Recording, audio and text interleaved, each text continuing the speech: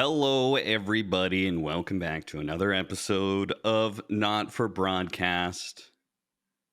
Avery just got ambushed by my mom.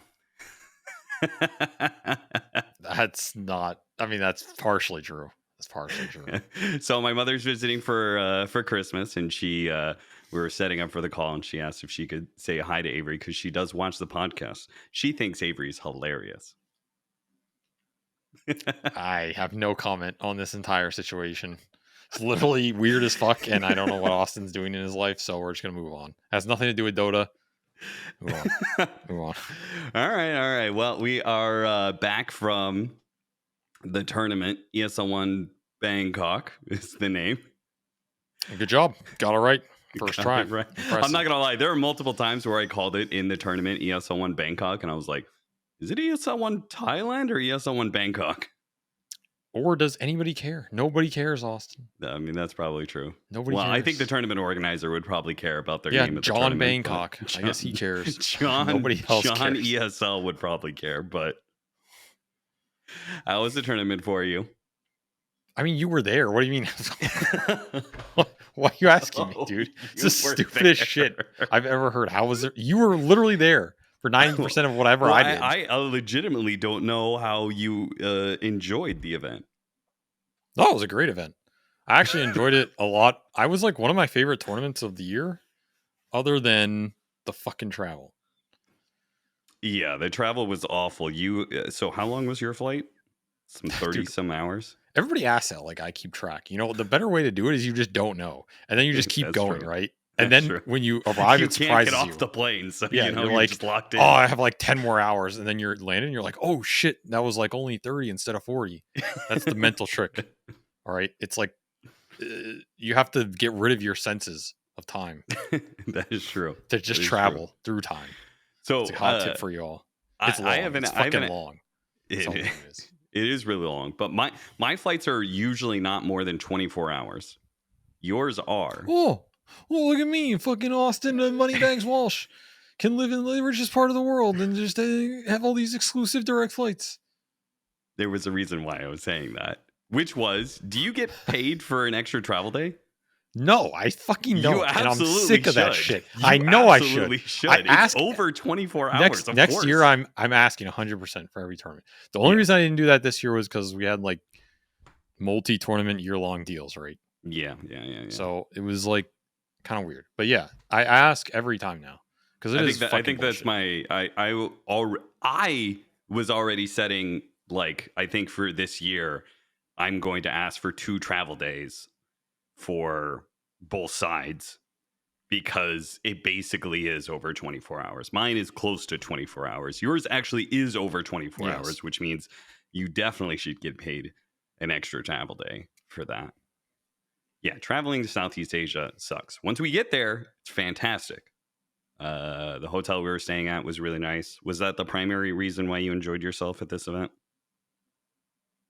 No. I don't really care about the hotel, honestly. Okay. I don't. It was a really nice hotel. Yeah, it was, but honestly, I don't. And you spend we probably spend like 70% of your time at the hotel.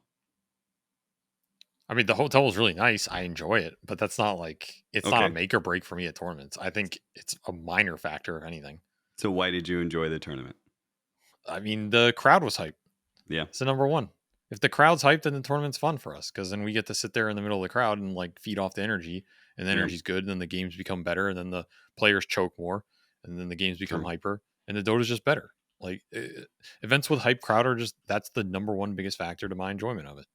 And C does always deliver there. You go to some of these crowds and they're like fucking milquetoast Andes. It's just fucking boring. You're like trying to hype up some play and it's silent in the venue. Which isn't always the crowd's fault. I'm not saying it's on the crowd. Sometimes the games are just ass. Like TI, I think, was ass, right? The crowd, I think, was pretty good, actually, in Copenhagen. But the games were just boring as fuck. So, like, the crowd's silent for 40 minutes out of a 50-minute game. It's fucking lame as shit. It's not on them, but it's just a bad viewership patch. This is a much better one with a pretty hype crowd. So, yeah, it was hype. Okay, so we'll get into our random broad Dota topic of the day early. Why do you think the games post TI have been so much better? Besides, like, it They can't nerfed just be Aura Death patch, Ball. right? That's it. Got rid of Death Ball. Anytime Okay. Dota's not Death Ball, it's just more fun to watch. No Yeah, one but it likes was still watching that like shit. a fast-paced death ball, right? It was still like Liquid was still like running around actively fighting people, and it wasn't as bad as I would say the Tundra death ball was. I mean, Uh, Death Ball. There's a lot of different Death Balls, I guess. I mean, I'm thinking of Auras, but honestly, that patch was just bad because once some team took a lead at 15 minutes, they just won. There was hardly any comeback potential in that patch. The only team that I think really made comebacks at TI was Tundra. And I mean, they had Pure. That guy's just on some like different fucking level, playing weird cheese picks. And like, honestly, even a lot of the games that were close for them, the ones that mattered, they still lost. Like, so yeah. they kind of made comebacks work, but they also really didn't. Other than No. that, nobody came back at TI. So you just built the leadoff lanes, which is Liquid Gaming. And once you were ahead at 15 minutes, you just won. And that's why the games are boring, because you're just waiting for the inevitability. This patch is way more flexible. Like, you can be behind and still come back, and the game is still interesting. It's not nearly as snowbally or deathbally. I can't tell you exactly why, but I think It, lack of auras helps tremendously I because you was can about make to say, because the individual only plays. difference is lack of auras, right? We didn't have a change to like the kill uh number breakdown of like how much gold and experience you get off of kills or anything like that. So Yeah, I mean, it was lack of really auras does a lot of things. One, it slows the game down, which gives more time for individual plays and harder scaling heroes to have a place in the meta. Things like Nyx Assassin, Slark, uh, just like Puck, right? sure. Um, these are fun heroes to watch. Invoker is back in the meta. I don't even think that hero's like particularly as broken as he is in an average Invoker patch, but he has a No. place in the meta because the game slowed down. You can split push with Forge Spirits and go into this late game and hit 40, 50 minutes reliably, and he can still do some late game work. Um, so lack of auras helps a lot in terms of slowing the game down, which helps diversity in gameplay. I think lack of auras also helps comeback potential. It's way easier to make plays around the map and come back when your base isn't being sieged at 25 minutes because they can ignore towers and there's no split push threat and you're literally invincible. Like, how do you make a comeback play when the enemy just balls up at 20 minutes to end the game and they have 5,000 more EHP because everybody's under pipe and mech aura? Like, there's no comeback play. It's impossible. That's why auras are so broken. They eliminate potential to fuck up. Dota's a more interesting game when teams have potential to fuck up. Or just eliminate that because you just go with 5 and you're like, damage test. And if the enemy fails a damage test, they lose. And it's like, there's no Yeah. fucking skill in the decision making. There's literally none. Like, people like to act like it's fucking high skill. That shit is so fucking low skill. You go hit base at 20 minutes with like Greaves Pipe. What is the enemy decision making tree? Like, pretend they have some insane burst that can somehow burst. Like, what is your decision making tree? It's either go on the dude hitting our tower or smoke flank. That's it. You have 2 trees in Dota. That's it. And if your Yeah. smoke flank fails because the enemy team shouldn't be dumb and they should also think about the 2 fucking options you have, you really don't have 2 options. You have 1. And it's like, jump one of the dudes that they're putting between their team and you and just throw everything on that fucking guy. And it's incredibly low skill because it's just damage test Dota. That's why I hate that shit. Yeah. I think auras should be like, they have to have a decision tree themselves that's risk reward. That when you buy the aura, you need to get something out of the map with it, like force a Roshan, force a tier 1, tier 2 push that gives you map control or something, and then they immediately start to fall off. The problem with these auras in Dota is they make them scale, and then there's almost no risk reward. Like, that's every time auras are broken, it's just because they have scaling components. It's like Greaves with some fucking armor buff, Pipe with some Mm. percent based EHP aura, like the barrier shenanigans. There's like a bunch of weird barrier interactions where you can scale barriers because they multiply on each other. It's some stupid shit like this. And then it's just like, you buy Pipe at 20 minutes, you get Roche, and then guess what? Every snowball effect after that that increases your strength, Pipe also multiplies because it has percent scaling, right? That's why these things are stupid. They're like brain dead. There's no point in the game when which Pipe's bad, but that's not how it should be. Pipe shouldn't be good at 70 minutes, So right? you think pipe? You It should makes no take away the fucking magic sense. resistance of pipe and make it a flat barrier. Well, I'm just I mean, saying, it's already a flat barrier, but you take away the magic you resistance really part. have to consider scaling effects on auras Mm. because there's enough shit in the game that it gets out of control. And when you go into like 50 minutes and heroes have 5,000 HP and you have a percent scaling aura, it gets really fucking stupid. It's, now you can have a scaling aura if the early game portion of it's weaker. But the problem is when the early game and the late game are both relevant, why would you ever not buy an aura item? Like there's Okay. no downside, right? So we have the active of pipe scale up every 10 minutes.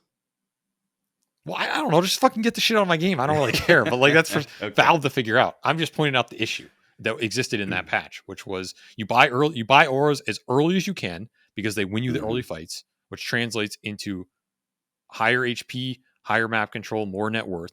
And when you get all that makes your aura item better because it's also scaling. So it's a fucking no-brain decision, and no-brain decisions make Dota bad, and it makes it boring because everything becomes one-dimensional, and everybody has to do that because it's the optimal strategy, and there is no alternative.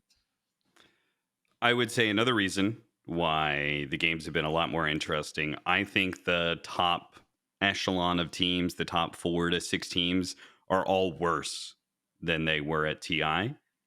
And I think, the tier 2 teams are still probably at the same level as they were. But because the best teams are worse, it's actually a lot more competitive as a result. I agree. There's a lot more diversity in who can win a tournament. We just had a bunch of new LAN victors, right? Guys like DM, who I don't think has won a tier 1 LAN ever. No. So yeah, there's a lot more competition. I think there's like 8 or 9 teams that I can see placing in the top 4 at any tournament, which is way better than last year or last TI, where it was like you knew the top 4 going in. Maybe there's one surprise, but whatever. But part of that is I think the top teams were better relative to the rest of the field, and the tier 2 is caught up, which is good. Talent got diversified a bit and spread out, which is good. But also some of that is you just nerfed that stupid death ball shit, which is like there were only 3 teams in the world who played it at such a fucking high level that no one can compete with them because they had really specific skill sets, which is kind of an interesting conundrum because you can argue like which came first. Did the players with that level of skill set come first and then they started to abuse that shit, or did that shit come and then those players retroactively built up that skill set because they recognized if you abused it you could be good? So in Really you're saying that like 2 years ago we go in an entirely different direction patch wise. Would Gaming Gladiators and Team Liquid still be on top? Yeah, I mean, to be specific, I think of it in terms of Quinn, because I think Quinn's kind of this archetype of player. Like Quinn built up a really specific skill set that he's the best in the world at. 2 or 3 things he's the best in the world at. Laning, he's arguably the best mid laner in the world in terms of laning. Like who's going to win their mid matchup more than half the time? It's him versus anybody. Yeah. He's arguably the best in the world at snowballing with that lane advantage. And connecting with supports and taking runes and using all this early game to build a lead off of winning the lane. And he's arguably the best in the world at some other stuff that I won't go into because I don't care. It's not relevant. So if you combine those 2 things, which make up the bulk of his skill set differential compared to other mid players, right? I think those 2 make up the largest gap. So it doesn't mean he's not good at other stuff, and it doesn't mean mid players aren't good at that. But I think him relative to everybody else, that's where he makes a difference and becomes the elite player he is. Okay. And then if you look at that skill set, I think he worked really hard to develop it, and he did it across a lot of different patches. And some of those patches weren't as good for that skill set as others. There's similar patches to like when Sumail suffered, Sure. Like when Water Runes first got introduced and the mid matchup was irrelevant because everybody just spammed regen. Like when Coddle mid is in the meta and shit like this, Quinn's skill set is less relevant because you can't fucking outskill mid Coddle like this. It's just stupid, you just can't. It removes laning. So things like that lower the value of his skill set, and other things heighten it. But he developed that either consciously or subconsciously or a mixture. And it's interesting because I don't really know what else you can do other than pray at this point. Like I don't think he can spend another 5 years to develop an alternative skill set. It's very rare you have a player develop 2 different skill sets in their career, and it usually takes like 10 years. It's like 5 years each in a cycle. I can't even really think of any that have successfully done it. It's really rare. I think there are certain players who have transitioned their skill set a bit, but they tend to be less successful than when they were just in their prime. Okay. Can you Um, give any examples of that? Because the only players that are really coming to mind that are multi-meta players are players that usually we just hold as like really high regard as just like, oh, they're just incredibly good, like Nisha, right? Nisha's just incredibly good, yeah. and he just seems to be so good that he succeeds in any meta. And I don't necessarily feel like I ever look at him and be like, oh yeah, there's a difference of his playstyle. It just feels like he's just really good at all playstyles. Yeah. I mean, his skill set is just a very general, well rounded skill set, which is Yeah. why most people would just say he's the best player in the world because you would always take him for your fantasy team first. Like, Yep. he's never going to be bad in any patch in the history of the game. I think Miracle is probably similar. Yeah. Miracle has a very widespread skill set. Um, and I think Sumail's in that category. I think, funny enough, Um, Mikke is actually kind of like that. And the only reason he came to mind is I feel like he does have a style. But Miracle made me think of him because Miracle used to be a mid laner. Now he's a carry, right? And Mikke, same thing, right? Used to be a mid laner. Now is a carry. So anybody who can move roles like that at a tier 1 level must be like broadly good enough. Even if they do have a style, they must be broadly good enough to, be one of those yeah. kind of players. So where was I going? Basically, the fact that this type of gameplay got nerfed a lot, like Gaiman's, like people look at Gaiman and they act like they're having poor results because of the Dyrachyo switch, which Hmm. could be true, but I actually think it's more just the game changed and that team was so like specific to what was working for them and so good at it, and that's what gave them a competitive edge. The second you start to like devalue that, it's really hard to make it up elsewhere. Which doesn't mean I don't have faith that they can become a top tier team again. I think they will if they figure it out because they're really smart. But it's not easy, and you might burn out trying to do it because it's Yeah. hard to like re-hit a prime. Um, Quinn's been pretty adamant that it has nothing to do with Watson and has everything to do with the 4 other players. That he has just repeatedly said, we just suck ass, and Watson jumped into a sinking ship. I don't think So, that's 100% true, but I mean, he's always going to say that. Like, sure. you're not going to fucking blame the new guy. It's fucking useless. So you may as well just Sure, take sure. responsibility, man up, and work on yourself. I think Liquid is also interesting because I did not expect Liquid to be as strong as they were this early. Nope. Um, and I think it speaks to that team's varied skill set across their players that people underestimate a little. Maybe not underestimate, but like I think Nisha and Mikke are a lot more well rounded than people think on paper as a combination 1-2. Which a lot of that is Nisha, but I think they round each other out pretty well, and I think they just make that team good in like almost any patch. I think it's way harder for that team to get patched out than Gaiman, for example, or for like an old secret or Hmm. even like OG in their prime. I know that OG prime team thinks they're like unpatchable because they have like this massive idea that they were the goated of all goated teams of all time, which could be true. I'm not going to deny that possibility, but I also think there's a world where they were a lot more patch susceptible than they think. They just didn't play long enough to hit it. Yeah, I was going to say there was that, Like, like they won a TI and then they took a break, right? And it's like, and then they came back into play. I do wonder, like if they had continued to play and if they'd continued to win, how much of them would have been, nerfed out of it, right? we'll never know. We'll never fucking know. So they can always argue that, but I kind of refuse to believe any top team isn't patchable to some extent. Some are Do just you more or think less Spirit susceptible. got patched? Spirit's another 2-time TI winner that won a TI, then had a poor placement the next TI, then came back and did it again. Because they definitely have a style. And it turns out it's not a Yatoro style. It must be a Maposhka style, or maybe it's just the fact that Satanic, maybe he studied Yatoro, but he so clearly, like, they clearly have this 4 protect 1 I mean, that nobody else is doing to that extent. their whole style is to just make the game as easy for Satanic as possible because he's really young and he probably doesn't talk that much. And it's a style that they kind of played with the Atoro, but I would argue wasn't really the same. It's a very simplified version of it. So it's kind Yes. of like crutches. Like I don't think that team can ever win a LAN, honestly. Agreed. But it'll get them like top 4, top 6, which is, good enough to get those guys experience and still do well, and maybe the other guys come back. And when But you I say don't you don't think they can win a land, you don't think they can win a land right now, right? But know. obviously, part of the reason they're on crutches is they're trying to get Satanic to a place where he can be Yatoro. And Maybe. I I don't know don't know. how long Who that knows what the takes. fuck their goals are? Mm. I don't really think anybody can be a Toro. You have to be your own player, to be honest. That guy's a one of a kind carry.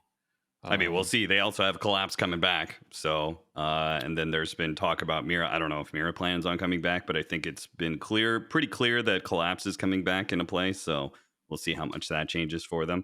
Not that Malik was a bad player. Malik really, I mean, that guy should be on high demand for anybody looking to make roster changes midway through the year. Like, yeah. like if Saberlight did not work out at this event for Liquid, Liquid is kind of notorious for we don't want to kick people, blah blah blah. But like that as a talking head, I would be looking at that going like maybe consider Malik, because I think that guy looked good enough at a tier 1 level that he is in consideration as an offlaner for any tier 1 team that feels like a roster change is needed. Yeah, that guy's good. He speaks English, right? I don't even know. I don't know. They seem like most of Spirit did speak pretty good English, so I do think Spirit's pretty susceptible to patch, though. If you have Yatoro and Collapse, those guys need a slower patch. Like that team is just so bad versus 20-minute games. It's like yeah. unreal how bad they are. Almost none of their unique skill sets get used in a meta where like the game's over at 20 minutes. Um, they're like the best comeback players of all time, so they have to have the ability to use that. Now they can snowball and kill you. We saw that at the second TI they won versus Gaiman. Like they actually beat Gaiman pretty fast in that BO5. Yeah. I remember like the Yatoro just plays Weaver game 1. They had like Weaver Beastmaster side lanes and just ran them the fuck over. Yeah. Like they're easily capable of that, but they have to be able to draft in a diverse way and use their large hero pools, and they have to be able to play fast and slow.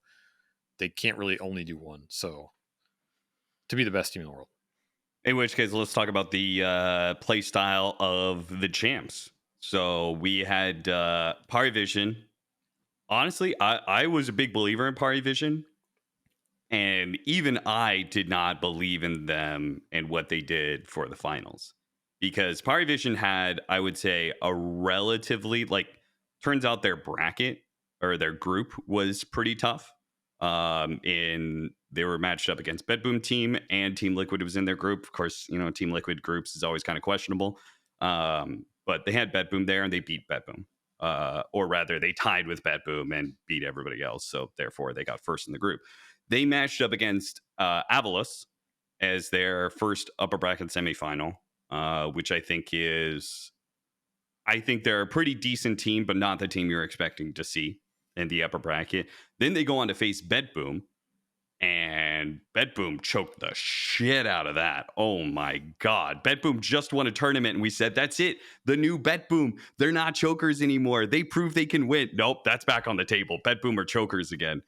There's no way around it. That upper bracket final, lower bracket final, kind of whatever. But that upper bracket final, that was a big choke job. And I don't know. It's definitely going to be a lingering reputation, I think.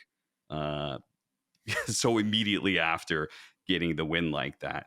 So Parivision in some ways lucked into the grand finals because I think they should have been knocked down to the lower bracket. And maybe they still would have made it and still would have won from there. But I think you can pretty objectively say that their chances of making that grand final are pretty slim at some point. Yeah, they probably shouldn't have been there. I don't know. Every bracket has luck in it, though. It's all fucking hindsighty and whatever. Sure. Like, we can say that Betboom should have won that series, but maybe that was the 99.9% of Betboom performing before they choking through, right? Yeah. Maybe in the other 99 simulations, they lose that series. So it's like you can say it's the lucky they choked at the same time. You fucking don't know. You don't know these matchups or like how teams are performing up to what level or not. So I tend to not look at that shit. If you win, you win and you fucking move on. Especially like you look at past TI winners at these really high pressure lands when there's big crowds and stuff. Every bracket run they made is lucky. Outside of the guys who dominated, like yeah, you have the Tundra and Spirits who just like Yeah, run the upper liquid, bracket right? like wings. Those guys are not lucky. They're just fucking way better than everybody else. They're going to win no matter what. Or like Liquid's run too. But outside of that, like most teams that make a deep run get lucky at some point. If you look at the TI Liquid one, they had some really close, like 90-minute games. If you look at a lot of OG's TI runs, like there's so many series in Dude, this, so many games that so they many should have fucking lost. games and series they should have lost. Yeah. So like a champion's a champion. Some teams get it done clean, some they get done dirty, but either way, that's the draw, right? There's a lot of Yeah. variance in these games. So I don't look at that series and go, oh, Betboom choked it, so Paravision don't deserve to go. I do think Betboom was the stronger team, so I think there was some amount of choke, but you also can't just write off because that game got thrown, because we can run that series 1,000 times and it might be 500 to 500. So you always should account for the variance. That said, I was surprised that they 3-1 to Liquid like that. They kind of played this like old school ghost shove strat that I haven't seen in a long time. Yeah. Maybe since like TI 7-8 era. No one's really done this shit since then. It's always kind of an element in a draft. Would you say that's fair? That it's but it hasn't been a for the small last 2 percent, years, but it hasn't especially. been sure. Because split push was kind of dead and the group up meta was so strong. And so can you really explain go shoving to the audience versus like flash farming, right? Like flash farming, you just hero shows up, kills the wave real quick. I mean, go shove is you just shove all the lanes in nonstop with summons, units, or spells that don't show any of your heroes or don't have to show your heroes. And then what it does is it just allows you to eventually find a pickoff with 1 or 2 pickoff threats. And the second that happens, you can just like collapse the map on your enemy or get an objective for free. And Liquid used this in their TI win. They were like the best at it in the world at the time. They used Furion. He had Treants and Holt. They had Io as the pickoff threat plus the like split push. They used other heroes like Juggernaut he kind of does it because he just does it, and if you don't have the spin cancel, you can't interact with him, so it ends up being like that. Invoker with Forge Spirits. They used it for Miracle and Weehaw in their 2 runs. Keeper of the Light for GH was a big one as well. He would just like sit in trees and blast these waves in. You can't fucking do anything about it. So they had all these like Darkseer, the MC Darkseer, and the MC Veno. So a lot of MC's pool was like Veno wards, Darkseer Ion Shell. Darkseer Ion Shell is like the most powerful version of this. It's insane the amount of lanes you can get in with 0 risk. And the Furion, right? In fact, there's a lot of teams that get really deep at TI historically using this strat. No one ever really talks about it. It's not a guaranteed win. Usually if you do this and you go up against the real alpha dog of the event, they're going to fucking smash your face, which is why like it's kind of hard to just all in on this strategy. Sure. But there's almost always some team that gets top 3 at any LAN who does this, like big LAN outside of the last Deathball meta. And if you look at a lot of TIs historically, there's often a team in the top 2 that makes it to finals off this, and then gets smashed. Usually they get smashed, but sometimes they win because they're the better team and they're doing this. But I view the DC team that played against Wings. Yep. They did this. Their entire idea for Moo in the offlane that tournament was him to just go shove waves or be invincible. The alternative to go shove is you're just invincible and you push the wave, which is like whatever. If you're invincible and you can do it, then it's effectively there's no gank threat. The entire point of ghost shoving is that the enemy don't have options to catch and kill you. So if you're invincible, it creates that as well. So his entire hero pool was Timbersaw Darkseer. Timbersaw was a big one, yeah. Because Timbersaw was invincible and he just pushes your wave in. You literally can't do anything. There's like fucking nothing you can do. So there's a lot of teams that did this. Paravision basically did this, and they did it to Liquid, and it really fucked Liquid up because Liquid's whole gameplay is revolved around connecting. It's like connecting to plays, outnumbering opponents, getting an advantage, connecting somewhere else. Boxy's probably the best support in the world at making these calls. Mickey's probably the best carry in the world at connecting to plays super fast as a carry instead of being greedy. And the rest of the team just supports this really well. actually, Insania picked up a lot of the slack of pushing the waves so that Boxy could do this more actively, which we saw a lot. He would just split push waves with Phoenix and shit. Not something he's done historically, but a nice addition as an alternative play style to make it work. Paravision just like pushes their waves in constantly and gives them no gank threat to connect to. So there's no fucking play option available.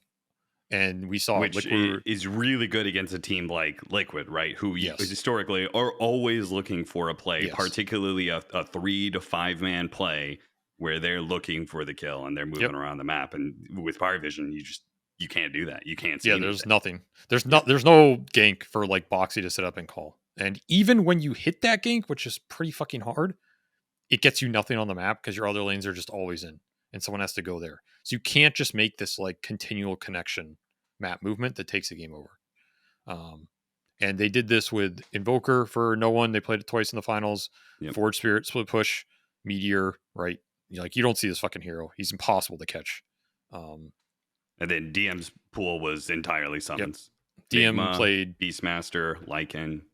Yep, the Lycan one's super annoying with the shard and shit. Oh my god, that and we literally saw him rat megas outright. Yeah, it's like so toxic. That guy also plays Venomancer, which is historically one of the better ones, even though he's pretty trash this patch. Yeah, Enigma's good. Beast, Lycan.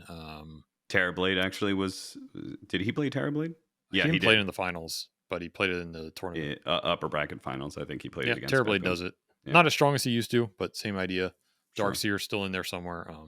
He had the Venomancer game as well. Yep, I mentioned that because and he played it without that ward facet. Or he had it, but he was like planting the wards on the map. Sorry, which is important to note. And then they have the pickoff game, which is basically all of 9 classes hero pool. Which obviously the big one is the Nyx Assassin. Nyx benefits from this so fucking much because he can do it on his own, which is insane. There's no other hero that does it on its own. Usually takes +1, but when you can do it on your own, you're just running around. The enemy's getting split up. All the lanes are going in. They can't make a play on you, and suddenly you get this vendetta kill, and like the game's just collapsing for the enemy. It's really hard to respond to. Also works defensively, right? If you're go shoving all these waves, and the enemy team finally gets a chance where the lanes are kind of pushed in, they can make a smoke play, and they make that smoke play, and then they run into 9 class, and he pops his vendetta and gets away. Like he doesn't even die for it. There's so many times that he's breaking that smoke. So you feel like you can't make a smoke move a lot of times. And then when you finally do, there's this Nyx Assassin who's always either on your side of the map or he's breaking the smokes on his side or whatever. And so it proved to be just a really potent defense. I mean, like looking back on it, it's so clear. Like game 1, that was not a draft for Paravision. But game 2, game 3, game 4, like they had shit figured out against Team Liquid, and Liquid could not seem to handle it. Yeah, I remember. Actually, shout out to Mira because I remember at one point on the panel she said that Liquid should give Paravision Magnus. Yeah, it's a good call. And looking back, I think that was actually correct. Which going into it, you would not necessarily think is super obvious because one of the big things about drafting right now is the flex potential, and Mag is pretty special in that regard, right? He has that flex potential of but the thing is, Crystallis won't end up playing it. True, and they only played it mid or off lane, and I don't think you care about the mid mag at all. Yeah, and the off lane mag is bad for them because it gets rid of a ghost shove potential. Like it does nothing for Paravision on the map, and it doesn't help their push. So I actually think it's a pretty weak hero for them. Versus Liquid. This is not necessarily true for every matchup. In that matchup specifically, looking back, I agree with that point, but I think it's really hard to make that in the moment because it's kind of hard to recognize these things and adjust. You're just on your game plan and you're building momentum. Yeah.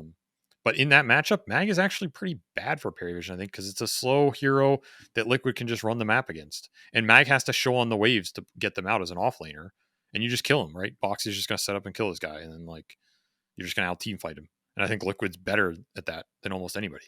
So I think they actually could have outplayed the Mag more than like the Lycan or the Enigma and stuff. Historically, so that's like what's the kind of of thing you have to shove? adjust. I mean, like most things in Dota, you can counter it by doing the same thing back, but it often doesn't work because the team doing it is better at it than you. In this instance, historically, you have like two options, I think. One of them is you severely outplay your opponent in the early game. which usually means you outlane them. The other simple the reason I'm hesitant to give that one is usually just means you're the better team.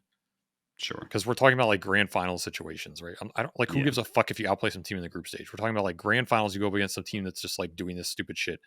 How do you You outplay beat them them? on Well, lanes, you get a net worth advantage. Then yeah, you're able to show heroes more aggressively, right? Heroes can show solo when they yep, normally wouldn't because you have a net worth advantage. exactly. So the guy like ion shelling waves into you. You just have a carry who sits there and gobbles it up, Yeah. and they can't gank that guy because you're far enough ahead that he's really hard to gank, right? And it is a viable strat. There's a lot of teams who have the capability to do that. The easier way is you just have one or two heroes that just deal with it, and then you can play your normal fucking game. But if you don't have the heroes who do it, who deal with it, or understand that that's their job, then it becomes really, really hard to fucking play the map. What does deal with it mean? Just kill creeps quickly? Absorb the wave safely, basically. It doesn't mean you Okay. have to be able to do it to the enemy, but you have someone who needs to absorb the punches so that you can punch back somewhere, right? So Okay. that your team isn't scrambling to push out waves with heroes that are really bad at it. So where I'm leading this is I think that it's the team that was best equipped to deal with this is a team that Parivision did not run into, which was Falcons. In my head, the way Yes. I think Falcons play, which is 3 cores who all want to farm up and usually tanky cores that are harder to gank and deal with, I think 100% Falcons is actually the answer to Parivision. Yeah, you can't fucking do this for Falcons. You're just feeding them waves. They will absorb it all. They play all the heroes that are super good at countering it.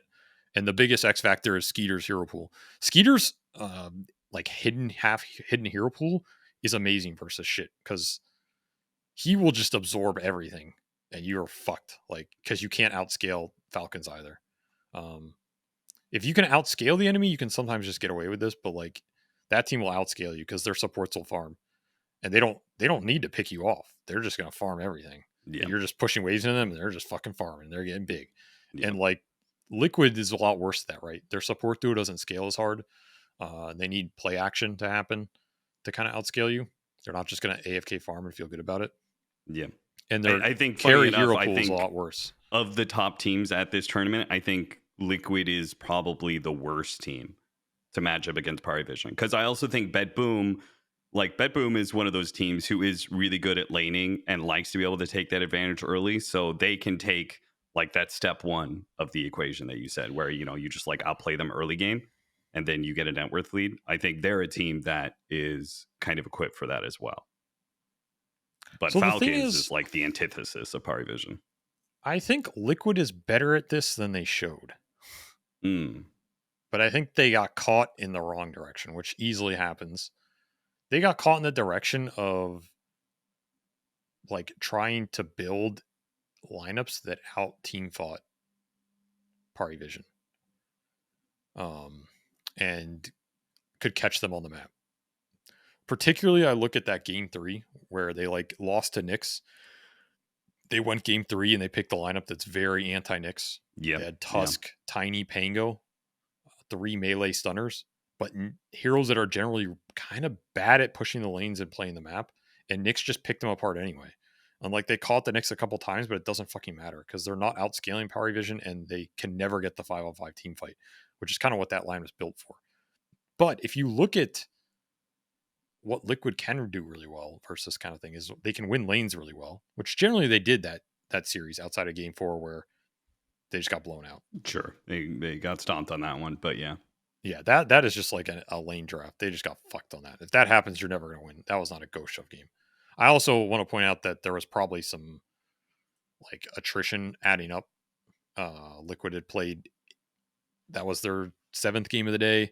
They had played really close, really long series, the entire lower bracket. They were absolutely fatigued. There's no team in the world that would be on that last ABO5 and not be fatigued or have their first series was like 2.5 hours of game time. Yeah. And then their first 3 games were all 50 minutes. So they were just purely game time. They were working on, you know, like they were gassed. 6 hours of Dota. Just that game 4 to me is like Liquid they had nothing left. Yeah. Maybe they don't want to hear me see that, but like, come on, it's realistic. You're emotionally drained. Game 2 and game 3 is where Parivision beat Liquid. Yeah, Right. Game 4 was just like, all right, they're gassed. We got them. Liquid had to win that series in three or four games. Like they can't go 4 or 5. They had way too many series that fatigued that team that event, and they won TI, so you're already emotionally drained after that. Yeah. This team's hungry. Paravision's hungry, right? They're not going to be fatigued. They're sitting there all day. Yep. That's a big factor. But I think Liquid does have some heroes that they played and showed that were quite good against what Paravision were doing. Game 1, they had the Spectre. Super good. Spectre is actually amazing versus shit. Not a hero people think about. But when the lanes go in versus Spectre, she just sits under the tower and farms, or sits in jungle and farms. And she can, at least old Spectre, especially with the old haunt, lets you find the rats, lets you find the ghost shovers on the map and bypass the lanes. We actually saw Mickey go Ags and have the haunt. By then the game was over. But even the Shadow Step is quite good versus, because you instantly have the +1, which means in the brief seconds that you need to find and kill a hero or make that play, it can be a solo support making it, right? Boxy can just go on his own, and it basically gives you more counter lane shove to deal with this shit and still have the pickup potential. So Spectre's actually quite good versus. And these go shove lineups tend not to push you too earlier in the game. You're in a scale battle, and Spectre generally scales really well. So they showed that game 1, and it won them that game. I think that game 1 draft for Paravision was really bad for them, so I'm not going to read too much into that, but I do think Spectre had some viability in this series more than maybe they thought. The carry Furion, I don't know where the fuck that went. Yeah, that was missing. It should have been brought out in game 2 or 3. Traditionally, I think a hero that on paper feels a little weird to pick into Nyx. Yeah, that was probably the limit, right? Nyx Assassin is a pretty good counter to that hero. But I think it's not true in this situation. Okay. And I think Mickey's Furion in particular is so strong that it shouldn't matter. Like, you're going to win the lane, you're going to get ahead, you're going to push lanes into them, and you're going to enable your pickoff game in the same way Spectre would. And I think that's enough to justify it, because any carry hero can get nixed. Like, if Mickey's playing fucking Razor, or he's playing like Monkey King in the jungle, like we saw him play Monkey Battle Fury, right? If Nyx finds him, he's dead. What's the fucking difference? There is none. There's effectively none. If Nyx finds your carries in the way Paravision were playing, the guy's fucking dead, because he's gonna get sunstruck and fucking whatever, and like there's a wolf on him, some stupid shit, right? Sure. So you actually can't think of it like that. And the other hero that comes to my mind is Naga Siren. I think carry Naga and carry CK, but CK is not in this meta really, are really good versus shit too. Because Naga is just like the ultimate fucking map absorber. This hero just absorbs everything and dampens everything and slows it down and pushes all the ways back. And now the enemy has to respond to your illusions, you know? Instead of pushing into you and setting up the play, they're like responding to fucking Naga cutting your waves and going back and all this bullshit. And Naga's really hard to find. And it's also a hero that generally makes Nyx's life really difficult. It's a hard hero to gank as Nyx. You're constantly trying to find this hero, and then if you get caught in a sentry, you just get slept or netted, and you're just fucking dead. Naga tends to get pretty tanky by the 3rd or 4th item. Really hard hero to burst. You're an illusion hero. Nyx does not deal well with these illusion heroes anymore. I think carry Naga absolutely had a place somewhere in this meta. Maybe there's too many like weird picks for it, but when you look at these lineups that had like a single target carry picked early, like these razors and shit, and then you have some offlaner like, I don't know, fucking Enigma or the fucking, honestly, the Beastmaster one's weird, but Lycan, I think Naga has a place, man. I don't think you can be too afraid of getting pushed down in this meta anymore, and I think that carry Naga absolutely had a place in this patch. And I'm surprised that Skeeter never played it. I have a hero that I thought maybe they would pull out, but like the Furion, because I also thought about the Furion, and I also thought about Dawnbreaker. I thought Dawnbreaker would fit really well. Dawnbreaker is another hero that really loves being pushed under tower, sits there and farms because she's got a global capability, right? So it doesn't matter where she's positioned on the map. She can absorb waves. Saberlight, I feel like it is his hero, but I don't think he actually has played that much of it. It's not one of his top heroes. But it's also really bad against Nyx. The Nyx is the issue, but you can argue you should ban Nyx. The thing about the Dawnbreaker, interesting enough, is there were some games that Paravision banned it, if I remember correctly. Oh, really? I'm trying to look it up. That's interesting. Oh, yeah, I see it. Last ban, 20th. Game 2, they 20th banned Tidehunter and Dawnbreaker, 2 heroes that are kind of like that. In game Tying it 1, a they little banned weirder. it first phase, Okay. which is very interesting. Because they didn't ban it first phase after that, because obviously your priorities change, but it kind of tells you they had a plan and they wanted this Dawnbreaker out. And I agree, it's another global hero that can absorb waves and then give you gank potential or turnaround potential. Like, it goes both ways. But yeah, kind of unplayable versus Nyx. I mean, not entirely, but it's fucking bad.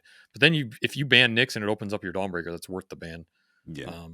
But we actually saw Dawnbreaker as a very viable strat in the TI 11 meta. Yeah. The TI that Tundra won.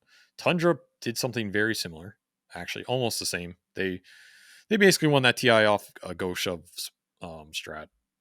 People think of it as like an Aura strat with 33, but honestly, the Go Shove was a bigger problem for a lot of teams at that event. Yeah. Go Shove into Soxa pickoff. It's like their bread and butter. They had this Aura shit going on, but it didn't. Honestly, they probably could have won without the Auras. And one of the strats that Secret had at that event was the Resolution Dawnbreaker that I'm still surprised they didn't bust out versus Tundra in those finals, because they used it versus other teams, and it was quite good versus that meta at the time. Like they had a Dawnbreaker Nyx strat, I think, and yeah, that type of thing is super good too. You can also play Nyx into this fucking garbage, by the way, which I Yeah. don't know if it's something Liquid ever would have done, but I think Nyx is quite good versus what Perry Vision were doing, because they're never going to run you over and they're split pushing the whole map and they rarely group up, and you are absolutely going to find like this Invoker or Enigma or some fucker and fucking burst his ass down, right? Nick Yeah. Spectre would have torn them apart. Nyx is even more Absolutely interesting because he's now got that innate against Invoker. So when Invoker's ghost walking around the map, Yep. right, you get the Super ghost good. wag tag on you. You know Invoker's around. You get close enough to him, you reveal him. And it's not just about you're going to catch them. It's like there's a threat. They're not going to go as far on the map. They're not going to push the next wave. They're going to clump a bit more because you have the Nyx instead of the other way around. Super annoying for the Gyrocopter carry as well, which they were running all the time. So yeah, the issue is you're just afraid to do this stuff because you're like, I don't want to pick Nyx into Lycan or Nyx into Beast. Sure. But in reality, it should be like you have Nyx Naga versus Lycan or something, right? Or Nyx Mars versus, and like you help this and then you can play your style. But yeah, I mean, it's a long discussion of, I just think Liquid's playstyle really got fucked by what Paravision did, and they didn't make the adjustments in time. And part of that, I think, definitely was tournament fatigue. They just played too many games and too many long, close games. And way too many close series, and we casted most of them, and that was brutal. Yeah, they were very, very. So, congratulations to Parivision. I mean, I know some people will take this as like us breaking down Parivision, but they absolutely did deserve to win that tournament. I'm excited to have like another team that is contention for the top. I think it's just more interesting to break down their style and identify where you might be able to beat them. May not be true. I mean, you can always do something to counter somebody and then they can just come right back at you, right? It's a best of 3 or a best of 5, right? There's more wrinkles to this and the play and counterplay. But I do think it's interesting because Parivision had a unique style that they're bringing to the table. And, I think that is notable, particularly because we've talked about how teams right now, if you want to be the best, it is kind of a roll of the dice of what you do in the meta being good, right? Like what you're best at, hopefully that's meta. And then, you just kind of roll with that. And we broke down Falcons and Gaming Gladiators and Liquid and what those guys are good at. And Parivision, I think they showed that they're, maybe the best in the world at this playstyle, which is cool. Did Falcons ever play Parivision in this tournament? I don't think they did, right? No. They were in different groups and they never met because Falcons lost to Bet Boom and then Parivision ran through the upper bracket. So basically Parivision only, like, they dropped a game to everybody, but they only dropped one game in the groups as well. Yeah, they only dropped a game to Bet Boom. They dropped a game to Bet Boom again in playoffs. They dropped a game to Avalos. And then they dropped a game to Liquid. But they beat them in groups as well. So their total game score was like 5-1 against Liquid or something like that. So, yeah. Good stuff. I'll be honest. I was surprised. Not necessarily surprised that Parivision won, but surprised that they beat them so handedly, 3-1, particularly at the end. But yeah. Another note about the tournament, I will just say, you said you had a great time at this tournament. I will say this was probably the toughest tournament that I have ever cast. Yeah, you got fucked up. I have never fucked up my throat that badly before. I've been casting for like 15 years at this point. I've never fucked up my throat that badly. Fucked it up on the Liquid Spirit game, which was super hype. And I will just say it was bad enough that like every day I was dreading starting to cast. Like I just wish that I wish I could just like pause the world for like 48 hours and just do nothing and say nothing. It sucked, man. That was awful. I mean, it was fun, but like I will say that I went back, or sorry, I fucked it up on Falcons versus Liquid. And I went back and I watched the highlights of the 3 series, because somebody did say that they thought I was overhyping too much, and I was curious because like I was just in a different mode at that tournament, which was just I was in survival mode. If I'm like, I was just like get through the series, without fucking up your throat more, giving it the adequate amount of attention. And it, we're in Southeast Asia, so the crowd is super hype, and you're riding the momentum and the energy of those guys. So you want to do it a good amount of service. I went back and listened to the highlights. I heard where I fucked it up in Falcons versus Liquid. We close out that series. I listened to Parivision versus Liquid. I think we did a pretty good job with that. But I will say, I heard the overhype in Liquid versus Spirit. And I will just straight up say, I think I was just overcompensating. I was overcompensating for the fact that my throat was kind of fucked up. And I was so fixated on going slowly and breathing through my stomach that I do think I maybe overcooked that one a little bit. The other ones I think were fine, but that one that I will hold that series was, I would say, maybe below par for me. So I was a little disappointed by that, but I think we did a good job at the finals. So yeah, I don't know. I feel like people just respect passion. If you're genuine and you try your ass off, people will feed off it. So sure. I feel like we did a decent job overall, but I don't know. There's always room for improvement. Like, yeah, and I think that was the first step. How did you feel? Because I'm not sure how many people noticed, but I told Avery in the Liquid versus Spirit, I was like, hey, I'm gonna need you to do more. And I think you covered more of the game, of like the downtimes of the game. But then I also tapped you in for some play-by-play, which I thought went pretty well, excluding one part in particular. So what I did was I would tap Avery when I was like, when a fight would start, especially now in Dota, like fights go on so long. It's like I could feel myself getting gassed, and I do not want to like push it for the latter half of the team fight. So I just tap him in. Apparently I scared the shit out of Avery on one of those. Yeah, dude, it was like I thought you fell or something, because you hit me so hard. Like I thought you fucking passed out or some shit. And then I was like trying to see what the fuck happened, but then at the same time I'm trying to say something. I remember I just said like Medusa. I didn't say anything. I just choked for like 3 seconds. I was like, Medusa alive. I'm sure it sounded absolutely stupid in the moment, but there was a good reason for that. How did you enjoy doing the play-by-play otherwise? I mean, it was fine. I can like fill in, but it's not as good. Yeah, but I thought it was pretty good. I thought you did a pretty good job. I thought you stepped up pretty much. I appreciate that, man. Thank you. I think we should try and do that more, is what I'm going to say. You're just trying to get me to do more of your job. I see where this is going. Finishes off XXS. Monet looking for the DD, but he can't fucking get in here. Somebody's trapped. I don't know who. It might be my mental state.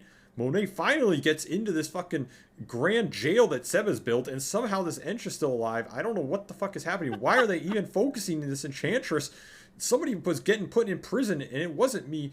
It was actually Aster all along. Monet gets Oh, the ult off. 2 HP, he's doing it. Uragi has to run. Amar's just taking it for the boys, but he takes it up to Ass, and he is down. Ori with the hook back on the monkey after the blink, and absolute destruction with the Pudge buyback. Everybody wants this Roshan fight, but nobody is willing to commit to it. Instead, the river fight turns into a prison situation where all of a sudden, who is trapped in prison? It was all of them. Ori pays the price for his boys, comes back with the buyback to hook the monkey. Monet, he's smiling. He knows he was the beneficiary of all of that. Going to Pound Town on this Abaddon, sends Amar a message. Tip me now, kid. Tip me now. What are you going to tip? Nothing. My throat, Avery. My throat. You know, I really your throat's need gonna be hurt a lot, huh? Unlucky. Unlucky. All right, we are closing out the show. We do have the new Frostivus thing to talk about. I don't suppose you played any Dota since it got announced. Yeah, I mean, so I'm sure Priscilla has probably shown you guys some of what Frostivus looks like. But I will say, just I'll say a quick note. Even though I haven't played, I'm planning on playing. Probably for the next 2 weeks or so. I wasn't sure if Valve was going to be putting out content right away with Crownfall Act 4. I thought, maybe they would announce something and then something would come out in January, February. But I think it's really cool that they put something out again. There was a lot of, I certainly had my complaints, and I said, Crownfall took a really long time to get around. And then, I didn't want to jump on it. I thought Crownfall was a great product and everything, but I didn't want to be like, oh, the new Valve is great. What they're doing with the game. I think it was going in the right direction, but Valve has been known to start a project and not finish it, right? It's like somebody comes in, this is what we're going to do. And then, eventually the passion wears out and they get interested in doing something else. So I was pretty encouraged to see that they doing Frostivus and putting out all this extra stuff. And I think that's pretty cool. And, I don't care about most of this stuff. But the one thing I do care about is, of course, anything that improves the matchmaking algorithm. And I don't know how much tinkering they're doing behind the scenes in that regard specifically, but they did do another band wave, which I guess is going to be their new Christmas tradition, seems like, is that every year they're going to hand out lumps of coal to little boys and girls who cheat and grief. So that's fun. 65,000 accounts banned for... so they banned some griefers, but then they also banned a bunch of cheaters and stuff like that. So 65,000 accounts banned for that. Cool stuff. Yeah, I mean, I only have one thing to say, which is get fucked. Happy fucking holidays and get fucking fucked, you merry fuckwads. Goddamn smurfers, boosters, win traders, ruining all this fucking shit, going on Reddit complaining about it and then just ruining it more. Go fuck yourself. I hope you have a merry fucking Christmas, you fucking animals. 65,000 Smurf fucked. Accounts. That is so many Smurf accounts. Milk randomly showed up in my replies, and he said that this is great and all, but until main accounts start being banned in the process, this will continue for all eternity, which he is certainly right about. And I wanted to breach that question as the closing question for the podcast. Do you think people should get their main account banned for smurfing? What? What do you mean? Like if someone smurfs, you ban all of their accounts, including their main, so you can never play Dota again, in theory? Or they have to start a new account, and then they have to only stay on that account? I don't think so. I mean, okay. what's the point of banning someone's offenders?